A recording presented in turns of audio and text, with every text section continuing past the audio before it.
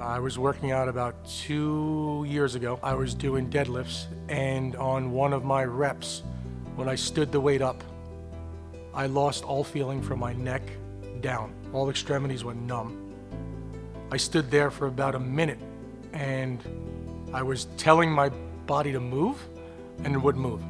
After that, daily activities, I could not sit down in a chair. I could not look up, down without almost feeling like everything below my neck would go numb within a snap of a finger. It was almost like there was no communication between my brain and my lower extremities.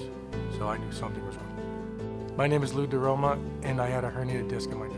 Each day after that injury, I got worse and worse. I couldn't perform any daily activities. I couldn't pick up my daughter. I couldn't walk straight. When I closed my eyes, everything started spinning. It started getting to me emotionally. Depression set in, and here I am, mid-30s, going, there's something wrong here. And I just kept thinking, what happens if I don't get better? What happens if I'm gonna be like this the rest of my life? I'm not gonna be able to run next to her when she learns how to ride a bike. Something like that killed me. Not being able to function like a father.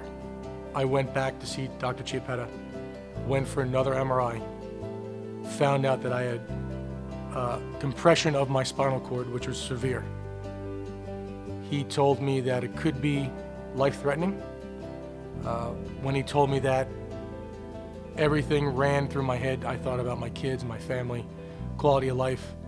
I said, I'm too young to have these issues. I went into surgery, and immediately from waking up from anesthesia, I began to look up, look down, look side to side, and I had feeling again. Dr. Chiappetta removed the disc and replaced it with an artificial disc.